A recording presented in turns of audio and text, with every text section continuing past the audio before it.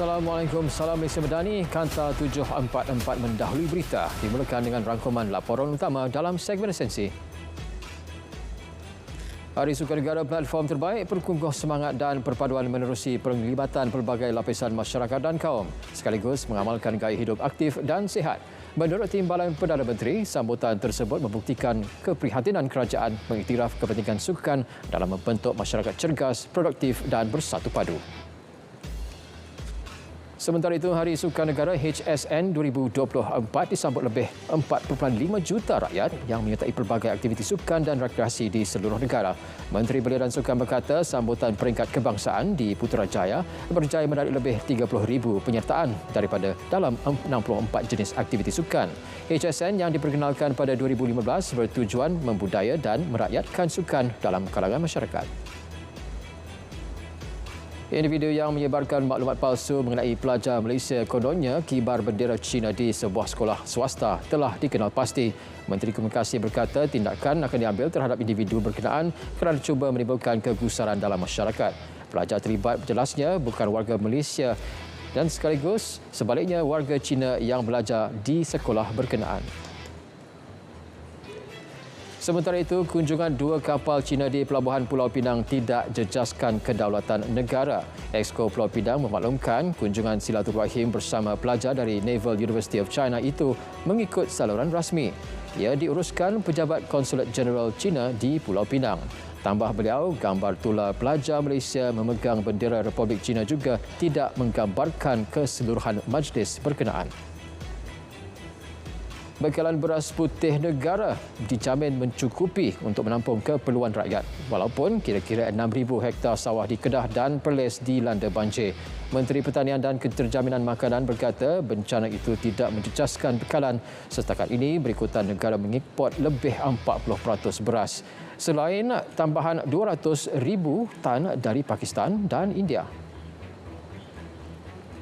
Penggubalan RUU Mufti Wilayah-Wilayah Persekutuan 2024 tidak gugat kebebasan rakyat Malaysia. Menteri Agama memaklumkan menerusi RUU Mufti, pengasingan kuasa antara Jabatan Agama Islam, Mufti dan Mahkamah Syariah akan lebih jelas. 717 daripada 1,091 projek naik taraf dan pembangunan semula sekolah daif di seluruh negara telah siap sepenuhnya setakat ini. KPM memaklumkan baki 183 projek sedang dalam pembinaan, 176 berada pada peringkat prabina dan 15 lagi sedang dinilai semula. Tempoh pembinaan bagi pelaksanaan projek berkenaan antara 6 hingga 36 bulan.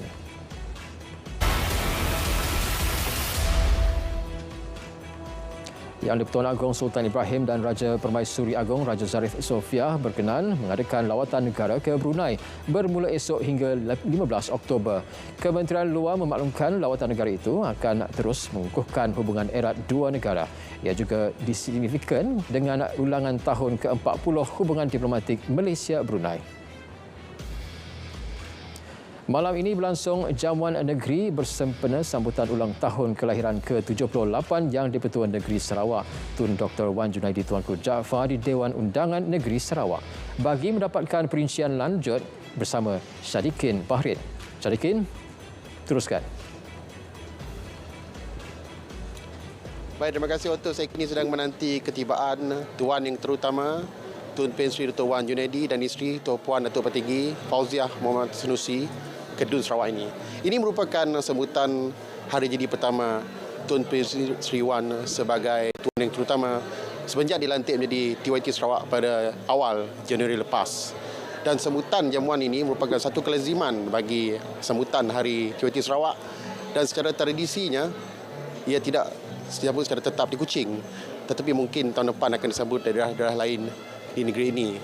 Dan jamuan pada malam ini juga akan dihadiri oleh Premier Sarawak Datuk Petinggi Tan Sri Abang Johor Tinopeng, Menteri-Menteri Kabinet Negeri, Menteri-Menteri Kabinet Persekutuan dan pemimpin masyarakat. Sambutan pada kali ini juga menyaksikan pelbagai acara telah disusun atur sejak malam Jumaat lepas di mana sambutan malam majlis kesyukuran di Masjid Jami' Sarawak dan kemuncaknya ialah pada pagi tadi ialah rapat raksasa di Padang Merdeka Kuching. Esok akan berlangsung jamuan teh di Riverside Hotel Kuching.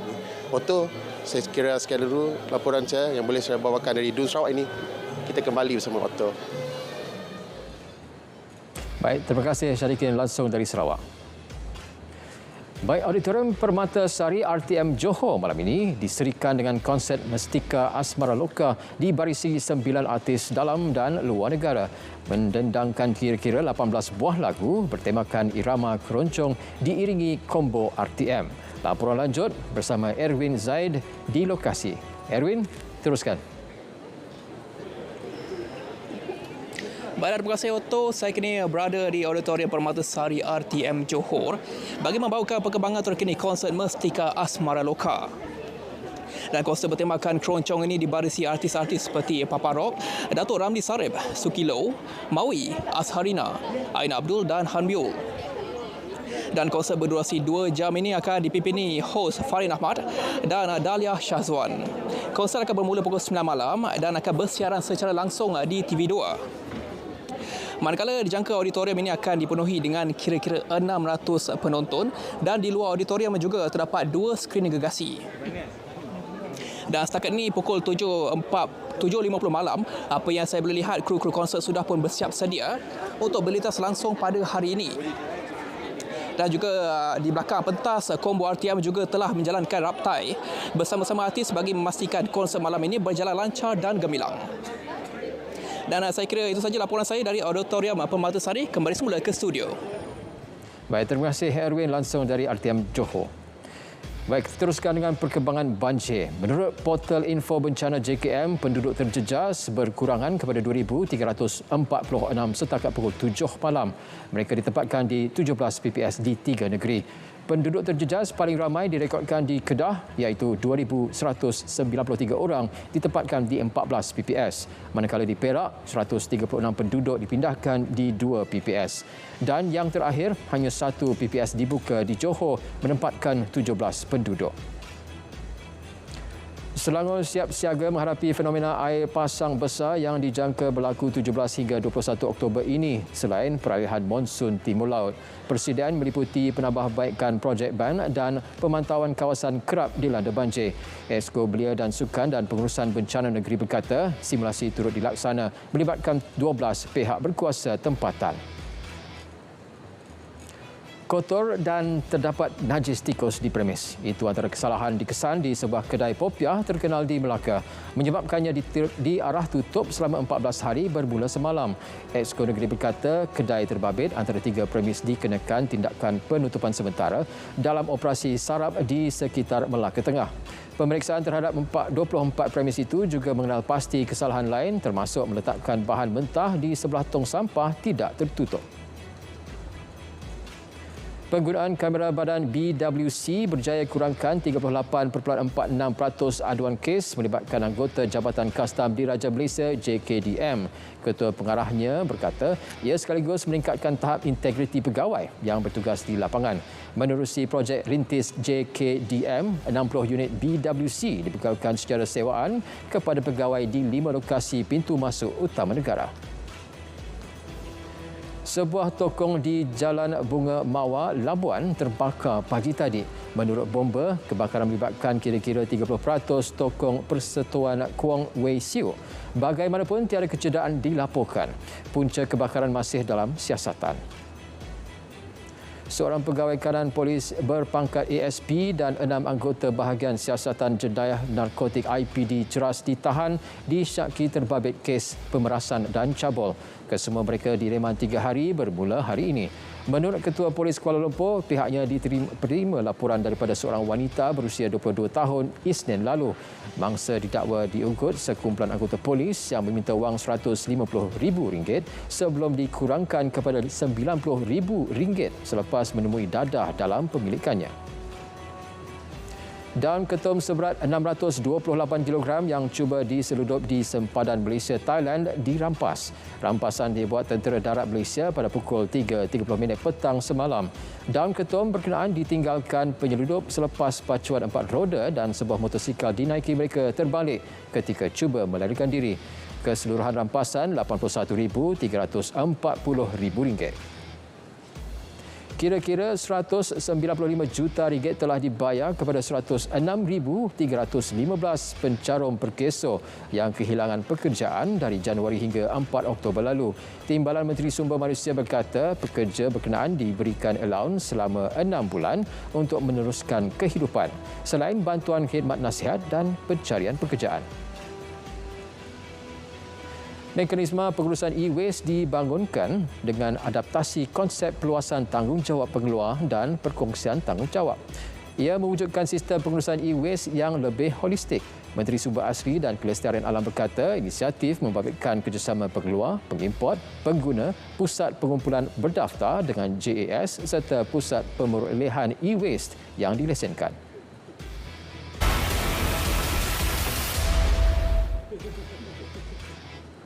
Kontrak niaga hadapan kadar tawaran antara Bank Kuala Lumpur 3 bulan di Bursa Malaysia dijangka kekal lengang minggu depan.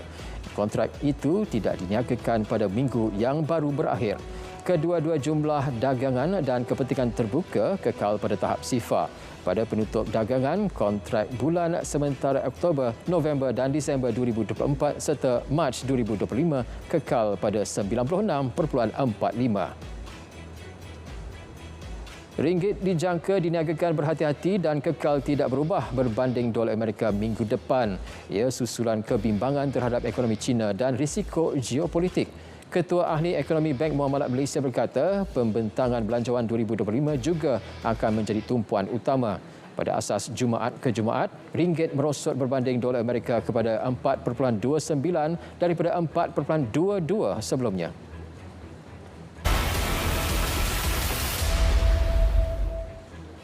Tiga pemimpin dari 9 negara Kesatuan Eropah gesa serangan di Gaza dan Lubnan dihentikan segera. Kesaan dibuat dalam satu sidang kemuncak di Cyprus. Presiden Perancis Emmanuel Macron dan Perdana Menteri Itali Giorgia Meloni menyifatkan ketindakan Zionis ke atas pasukan pengaman PBB di selatan Lubnan sebagai tidak boleh diterima. Kecaman turut disokong Perdana Menteri Sepanyol Pedro Sanchez.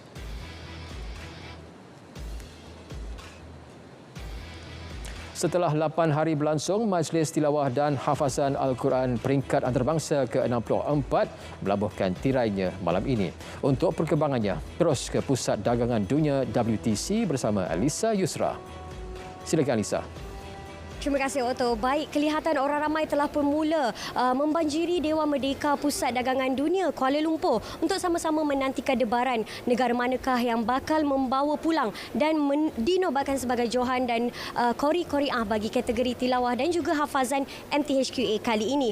Akhirnya setelah 8 hari berkampung di sini, seramai 92 orang peserta mewakili 71 negara telah mempersembahkan bacaan terbaik mereka di pentas Dewan Merdeka ini dan akhirnya kemuncaknya tiba pada malam ini. Dan saudara, keputusan bagi Johan Qori dan Qori'ah tilawah dan hafazan akan diumumkan ketika majlis penutup yang akan bermula pada jam 8.15 malam nanti oleh Ketua Pengarah JAKIM Datuk Dr. Sirajuddin Suhaimi selaku pengerusi Jemaah Hakim. Manakala upacara pengurniaan hadiah pula akan disempurnakan oleh Yang di-Pertuan Agong Sultan Ibrahim seterusnya menutup MTHQA pada tahun ini. Untuk makluman para penonton, Johan tilawah dan hafazan akan membawa pulang hadiah berupa wang tunai sebanyak RM40,000 daripada Kerajaan Malaysia, hadiah iringan beserta sijil. Dan bukan itu sahaja, Yayasan Pembangunan Ekonomi Islam Malaysia YAPIM juga turut menaja hadiah tambahan iaitu tajaan barangan emas YAPIM Gold kepada Johan Qori dan Qori'ah kategori tilawah Al-Quran dan Johan kategori hafazan lelaki dan wanita. Jadi antara 53 peserta tilawah dan 39 peserta hafazan, siapakah agaknya yang bakal membawa pulang hadiah tersebut? Mari kita sama-sama nantikan. Dan baiklah saudara, sebentar sahaja lagi pada pukul 8.15 malam ini anda juga boleh saksikan secara langsung majlis penutup majlis tilawah dan hafazan Al-Quran peringkat antarabangsa kali ke-64 yang akan disempurnakan oleh Yang di-Pertuan Agong Sultan Ibrahim di TV1, saluran Facebook rasmi RTM dan JAKIM serta saluran radio rasmi RTM. Untuk itu saya Alisa Yusra dari Pusat Dagangan Dunia Kuala Lumpur kembali ke Angkasa Puri Kota Media. Assalamualaikum.